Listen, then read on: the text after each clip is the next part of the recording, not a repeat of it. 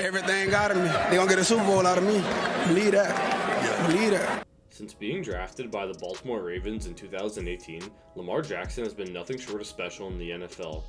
In 2019, Lamar Jackson really showed he was truly special, winning the league MVP in his first year starting with Baltimore, a unanimous MVP, the youngest quarterback to ever win MVP at 22 years old, racking up 3,127 passing yards, a 6-to-1 touchdown to interception ratio with 36 touchdowns to 6 interceptions, adding on 1,206 yards rushing followed by 7 rushing touchdowns. Lamar did nothing but prove the doubters wrong with his arm, his legs, and with his ability to lead an NFL offense.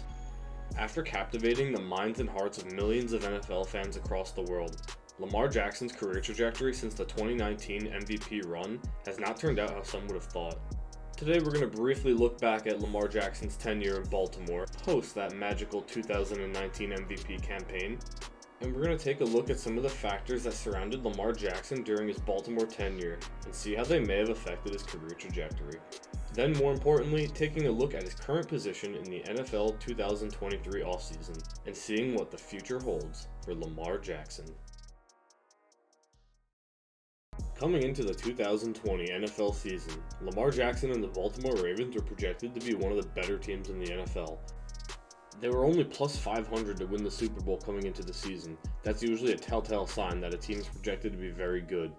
And the Ravens and Lamar Jackson came out the gate red hot, while doing what they do best, running the football, making Lamar Jackson put the team on his back, and making plays regardless of the situation on the field in order to win games of football. They came out the gate winning 5 of their first 6 games, only falling to the Chiefs before their Week 7 bye. And all throughout that time, Lamar Jackson still showing he's one of the premier quarterbacks in the NFL.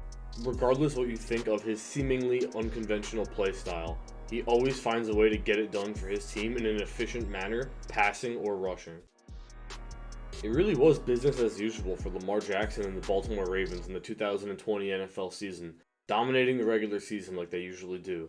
Lamar Jackson putting up another great year for his own quarterback numbers, passing and rushing, winning 11 games, making it to the playoffs as per usual, winning a playoff game, defeating the Tennessee Titans that derailed their run in previous years, but then they lost in an ugly game at Buffalo.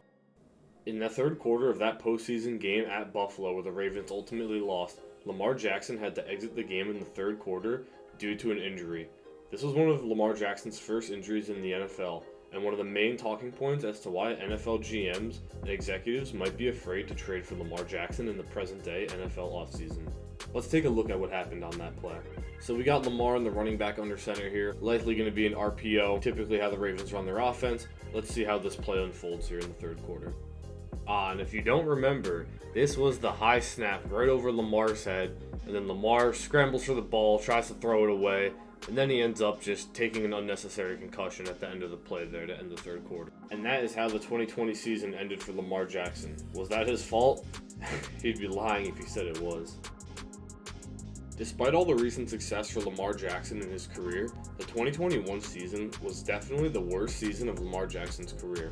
He only threw for 16 touchdowns to 13 interceptions, a little over 2,800 yards, but the 13 interceptions is definitely not a good look for a quarterback who many deemed as a run-first quarterback and not quite the best passer, which only plays into the narrative that a lot of Lamar Jackson haters and maybe NFL GMs that would be skeptical in signing him can only use in their favor to argue why they wouldn't go after Lamar Jackson.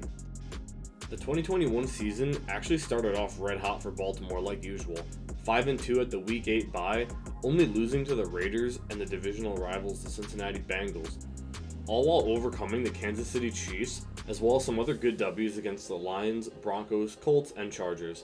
But let's not also forget, in the 2021 season for Baltimore, it was off to a very rocky start in terms of injuries.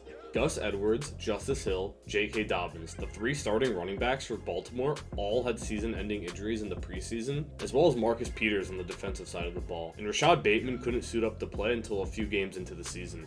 That does not help Lamar's offensive numbers at all this year, and maybe that's why they looked the way they were. The Ravens were already a little lackluster in terms of receiving core that year, But Lamar Jackson, no matter what, always tries to make the best of whatever situation Baltimore deals to him. Lamar only played 12 games due to injury, but let's take a look at how that injury happened. And here we are versus Cleveland. Lamar Jackson rolling to his right to make a play outside of the pocket to Mark Andrews. And here he gets chased down, knee, ankle, twist, rolls a little awkwardly, and that is the injury that put him on the sideline for the 2021-2022 season. Did he get hurt on this play because he's a runner like everyone suspects? Not at all. He was just trying to make a play as a passer outside the pocket. Which is what all these NFL GMs and Lamar Jackson haters want to see out of him, is him throwing the ball. We've seen it in 2020 and 2019.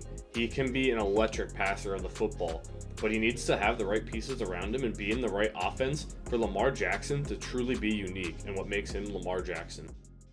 The 2022 NFL season for Baltimore and Lamar Jackson was an interesting season, to say the least. Lamar's numbers were pretty good. They were looking similar more to his 2020 numbers, not quite to his MVP level numbers, but overall Lamar Jackson was having a pretty good year when he was on the field. Not quite MVP level, but just a good year for Lamar Jackson, still showing at this point in his career that he could still do the things that make Lamar Jackson Lamar Jackson. But at the same time, it was eerily similar to 2021 in the sense of Lamar Jackson missed another 5-6 games down the stretch, not finishing the regular season, and not being available for when his team needed him the most in the postseason. And if Lamar were healthy, I guarantee he would either have the Ravens in a better position to not play Cincinnati in round 1, or even potentially could have outright won that game in the postseason versus Cincinnati. It was a one-score game with Tyler Huntley not having his best game. So as we see here in this game versus the Denver Broncos, Lamar Jackson is in a seemingly clean pocket and then just gets sacked from behind. A lot of people say Lamar Jackson gets injured because he's a running quarterback, whereas you can see in all these injuries, it's just him trying to make plays as a passer. Lamar Jackson did not play in the postseason because his PCL injury was not 100%, and you can't blame him. Any Lamar critics out there saying he quit on his team are stupid. This guy, as a play style, relies on his legs, and you can't go out there with knees that are not 100% ready to go. God forbid he gets injured again, it could ruin his career, and if he's not out there at 100%, it could be a detriment to his team like he says here. I do think it's still a bit unfair that tons of NFL fans, and probably NFL GMs as well, hence where we are in his current position in the offseason, still doubt his ability to be a passer. Just because he doesn't throw for 5,000 yards a season doesn't mean he isn't incredibly efficient with the ball in his hands. He's put it on tape in at least 2 seasons now that he is still a very capable passer in the NFL. So you would think at this point in Lamar Jackson's career, 2-time Pro Bowler, MVP, having a playoff win and a couple playoff appearances under his belt, putting up the numbers that he has, you would think that he would already be signed to a long-term deal and the future quarterback for the Baltimore Ravens. And that hasn't been the case yet in this offseason. But to be fair, Lamar Jackson himself is not making it easy for Baltimore, let alone any other team that can now offer him, since Baltimore has tagged him with the non-exclusive franchise tag. Other teams can make Baltimore an offer for Lamar Jackson, but if they don't plan on matching it themselves, which they have a priority on to do so if an offer goes through, they would have to give Baltimore 2 first-round picks, needing one in this year's draft.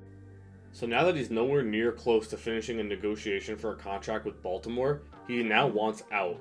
Lamar Jackson officially wants out of Baltimore. He wants to go to another team and play for them. But right now, there's a big holdup in this offseason, as multiple teams have said they are out on Lamar Jackson because either the price tag is too high, or they say they may have other plans at the quarterback position, or it's all smoke and mirrors, or teams are just holding their cards close to their chest. And I think there's a couple teams that are doing that in this offseason that will make a run at Lamar Jackson, because I am going to show you right now what I believe will happen to Lamar Jackson come draft day, because it's about to get wild on April 27th. So here we go. In my opinion, this is what I think the most likely scenario for a team to jump up and grab Lamar Jackson on or before draft night is going to look like. As you can see here, the teams with the red star on the right are teams that should aggressively seek out Lamar Jackson. These are the teams that if they get Lamar Jackson, they immediately become contenders in their division, let alone the postseason, let alone the Super Bowl. If you're a team with a blue star here, as I listed a few of them here, like Minnesota, Dallas, and Green Bay, it is less likely in their situation as a franchise they would go after Lamar, but I think they are sneaky good plays for Lamar Jackson. You could ship out Kirk, maybe ship out Dak, or ship out Jordan Love, or even just keep Jordan Love on the bench and then, seek out Lamar Jackson if you're Green Bay. It doesn't hurt to ask. Everything has a price. And at this rate, nobody's interested in Lamar Jackson for some reason. So if you're a team like Green Bay, you might be able to get him for a reasonable price.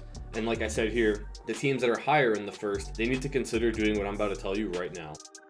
So if you are one of these teams in the top half of the first round, from about, the 15, 16 pick upwards, like Green Bay, New England, for example, and even higher up like the Colts in Atlanta or the Jets, here's what you do. You trade back in the first round this year to acquire more middle and late round draft picks to bolster your roster around Lamar Jackson next year. What you're also doing at the same time is naturally lowering the value on your first round pick this year, so it doesn't feel as bad to send it to Baltimore, and you acquire more picks anyway to build the roster up, so it makes it more worth it for the team acquiring Lamar Jackson. And Baltimore, mind you, in my opinion, has zero leverage in this transaction because the money is clearly an issue. Therefore, they're not going to re-sign Lamar Jackson. They're not going to match any offer. Whatever you send them, I believe they're going to accept for Lamar Jackson and not match it. And then you go to Baltimore, you send your now found late first this year, your ideally late first next year, because if you have Lamar, you're probably going to be a playoff team, if not a competitor for it all.